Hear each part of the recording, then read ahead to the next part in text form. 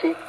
Pero eso fue Jorge Luis Borges'i Latın Amerikasından dünya gündəminə çıxaran Qum kitabını oxuduğumuzu düşünək.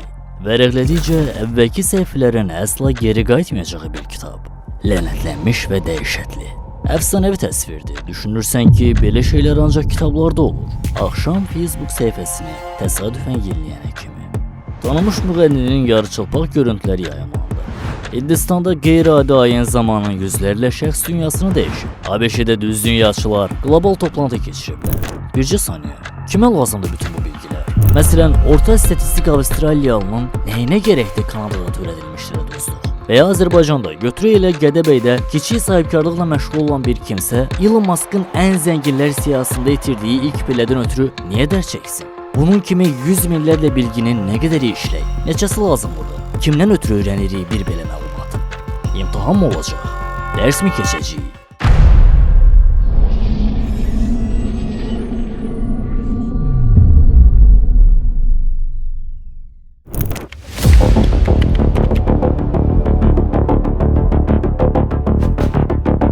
Kütləni, insanları, cəmiyyəti manipulyasiya etmək olur bunun vasitəsilə. Orada adımı dəyişərək Mirçingiz Pinəçi də yaza bilər. Hələ ki bu nöqtəsindən Azərbaycanda gəlinir, amma yenə də sızmalar var.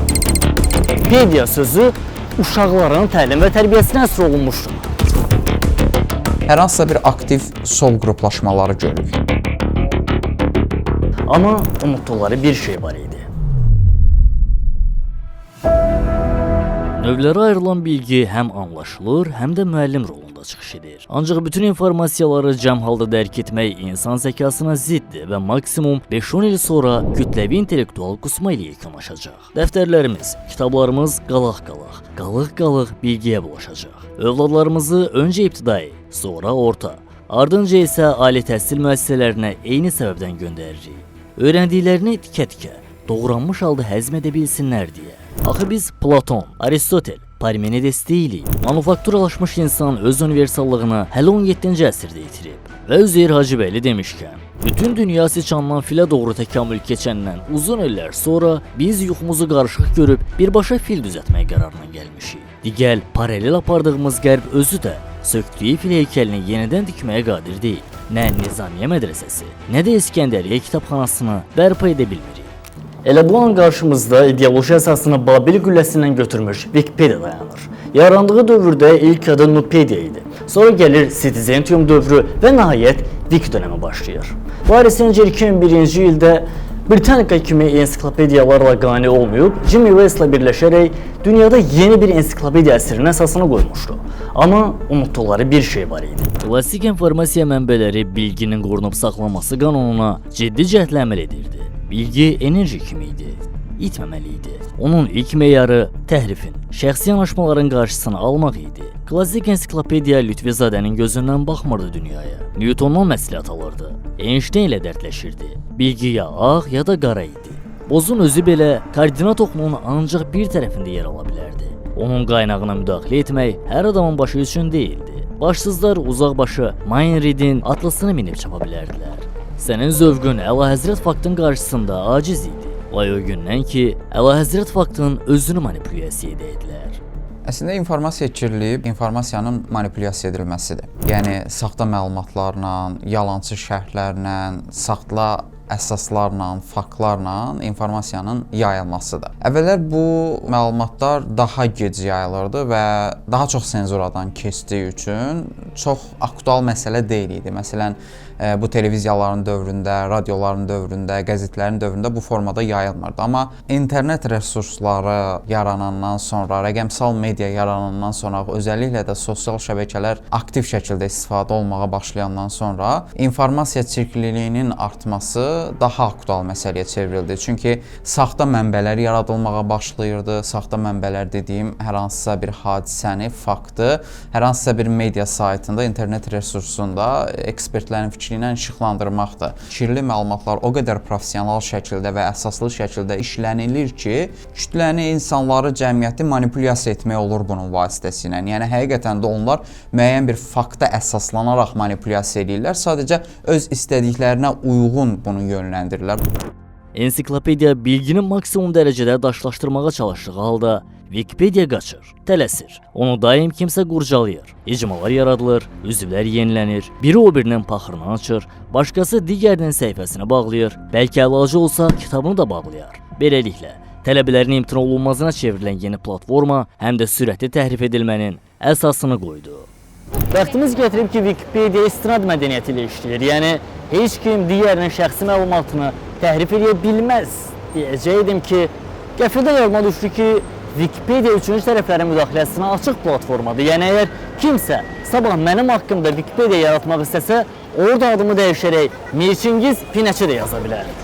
Wikipedia nə deyir? Deyir ki, əgər bir məzmun notable-dırsa, yəni qeydə dəyərdirsə, mən onu öz platformamda yerləşdirəcəm. Amma nəticə etibarilə baxa bilirik ki, kimsə gəldi ona düzəlişlər elədi. Və düzəlişlər eləyəndə idarəçilər işə daxil olmalıdır və idarəçilər müdaxilə etməlidir ki, bu məlumat nə qədər əsaslıdır. Çünki Wikipedia məzmuna o qədər də önəm vermir. Wikipedia mənbəyə istinad edir. Məsələn, mən sizin haqqınızda saxta bir xəbəri hər hansısa bir saytda dərc elətdirirəmsə, bu artıq Wikipedia üçün mənbədir. Bugün qlobal Wikipediada Qarabağla bağlı olan mənfi istinadların təməlinə baxdıqda erməni propagandasının baskı və yaxud da ki, pulla yazdırdığı məqalələrin dayandığını görürük. Hal-hazırda ən böyük problem Google kimi etibarlı bir mənbənin, şirkətin Wikipedianı əsas istinad nöqtəsi kimi götürməsidir. Wikipedianın da dəyəri bundan ibarətdir.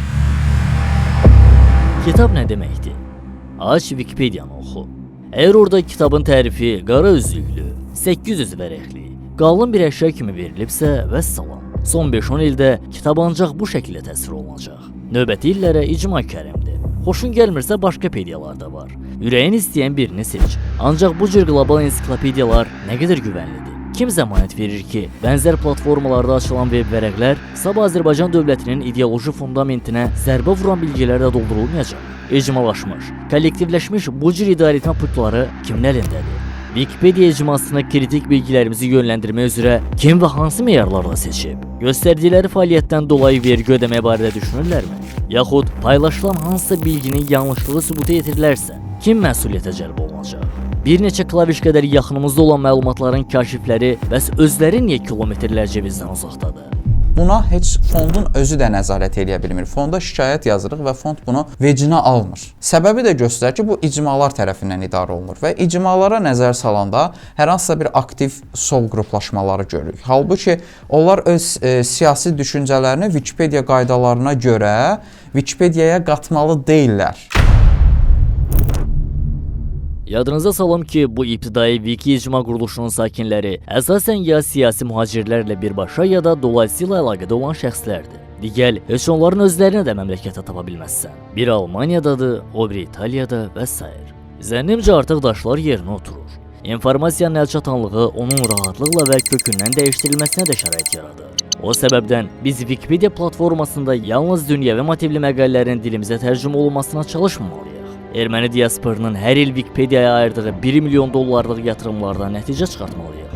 Biz bu yatırımların qarşılığını beynəlxalq müsabiqələrdə, ABŞ, Fransa və Britaniya kimi ölkələrdəki mitinqlərdə, sosial şəbəkə trendlərində görürük. Lakin Azərbaycan dilli Wikipedianın icraçıları ilə yaxından maraqlanmırıq. Onların əlavə etdiyi hər yeni məqaləni təhlil etmirik, mənbələri araşdırmırıq. Ancaq hansısa sosial media fenomeni çağırış edərsə düşünmək ağlımıza gəlir. Belə çıxır ki, sabah başqa bir şəxsdə milli mənəvi dəyərlərin, dövlətçilik maraqlarının əksinə dair çağırış etsə, onu da eyni istiqanlılıqla qarşılayacağıq.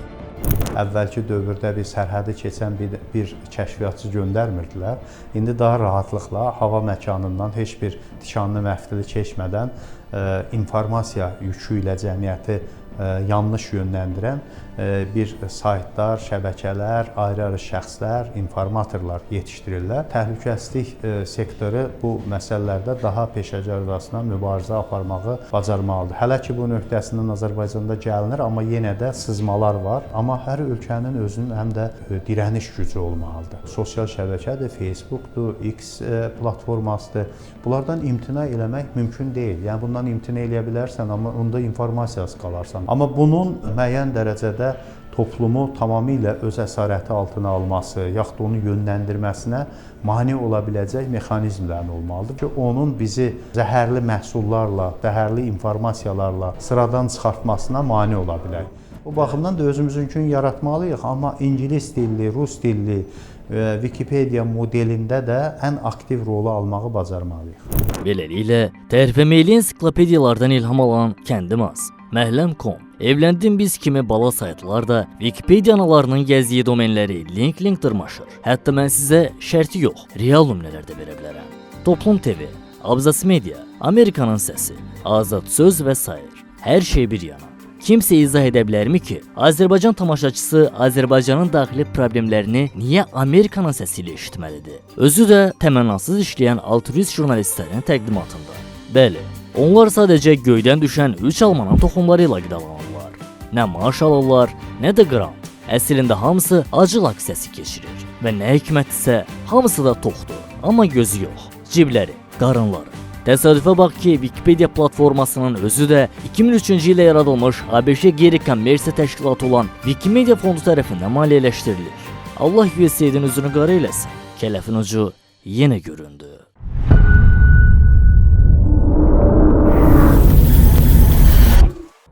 USAID müxtəlif ölkələrdə ABŞ-nin maraqlarına xidmət edən və bu maraqların reallaşdırılması üçün təsir və təzyiq vasitəsi kimi istifadə olunan şəbəkələr formalaşdırıb. Son məlumatlara görə 2025-ci ilin mart ayında fəaliyyəti dayandırıldığı günə qədər USAID dünya üzərində 707 media, 6200 jurnalist və 279 jurnalistika sahəsində çalışan qeyri-hökumət təşkilatı maliyyələşdirib. Bəzi faktlara və ehtimallara əsaslanaraq ABŞ, Fransa, Britaniya, Almaniyada Reuters, Associated Press, Frans Press kimi agentliklər, Washington Post, New York Times, Politico, Figaro, Le Monde, Spiegel, Alman dalğası kimi media orqanları, Belçika, İsveç, Polşa, Daniya və digər Avropa ölkələrində, Asiyada, Latın Amerikasında, faktiki olaraq planetin hər iki bucağında aparıcı media USAID ilə işbirliyi qurub.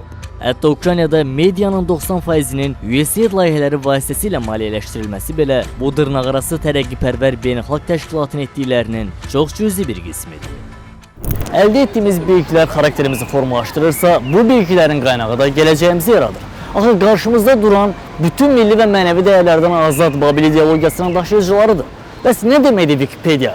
Məsələn, antik Yunancadan pedia sözü uşaqların təlim və tərbiyəsinə həsr olunmuşdur. Sırf körpələrin tərbiyə olunması nəzərdə tutulurdu. Uzun sözün qısası, bir qrup icma birləşib və bizi heç bir nəzarət mexanizminə tabi olmadan, kimsəyə hesabat vermədən, heç kəsdən məsləhət almadan tərbiyələndirməyə, ideoloqa çevrilmiş yeni nəsillər yetişdirməyə çalışır. Və bunun üçün əllərindəki bütün resurslardan, hətta yerli və xarici müxalif media qaynaqlarından da istifadə etməkdən çəkinmirlər. Aradan bir illər keçib. Babilə dırmaşanlar yenə də eyni istəklə öz hədəflərinin ardınca qaçırlar. Sadəcə olaraq güllənin yeri və adı dəyişib. Deməli günlərin bir günü dünyanın ən məşhur hökmdarlarından olan Nimrod öz xalqına əmr eləyir ki, biz Tanrıya çatmalıyıq, buna görə də nəhəng bir güllənin inşasına başlayır. Günlərin birində bu xəbər gedib Tanrının qulağına çatır və o bu hadisədən çox əsəbləşir. Əmr eləyir ki, hansı fəhlə varsa, hansı işçi varsa heç biri digərinin dilinə başa düşməsin. İnsanlar qorxu içində pərən-pərən düşür və dünyada xalqlar, millətlər yaranır. Wikipedia isə itkin düşmüş parçanı axtarır. Qlobusda bütün simvollar var. Hərflər, hierogliflər, petrogliflər və s. Bircə qalır cümləni tamamlamaq və görünən odur ki, qarşı tərəf hədəfinə çox yaxındır. Biz isə haçalanmış fikirlərin girovuna çevrilmişik. Bir qrup gəncimiz intellektual görünmək adına ideoloji silah rolunu oynayır. Ahıllarımız zəmanədən gileylənib taleyin gərdişindən dəm vurur. Potensial xilaskarlarımız isə özləri xilaskar axtarır. Bəs nə etməli? Müasir Nimrodların bilgi imperiyasında sağ qalmaq üçün kimdən yardım gözləyək? Bəlkə artıq gözləmə rejimindən çıxıb bu qlobal savaşda öz silahlarımızı hazırlamağın vaxtı yetişib. Dövləti arxamıza alıb önümüzdəki ensiklopedik cinayətkarlarla savaşmaq üçün bizə daha nə lazımdır? Tanrının bəşəriyyətin növbəti dəfə parçalaması yoxsa gizli xəfiyyələrin açıq-aşkar zəfər qazanması? Artıq bütün kartlar açıq oynanılır. İstər əcnəbi, istərsə də milli mütəxəssislərin belə önündə aciz qaldığı təxribatçılara qalib gəlməyin isə yalnız bir yolu var. Özümüz istehsal etməli, özümüz araşdırmalı, özümüz təftiş etməliyik. Platformalarımızı yaradıb qlobal bazardakı yerimizi tutmalı, təhribedici informatorların bütün rıçaqlarının önünə keçməliyik. Bəs nə zaman meydanda bizim elektronik atlarımız cəvlan edəcək? Nə vaxt öz virtual mayaklarımızın işığına tutunacağıq? Hələlik bu sualların cavabı Wikipedik məlumatların özü qədər şübhəlidir və bizim ümid etməkdən başqa çarəmiz yoxdur.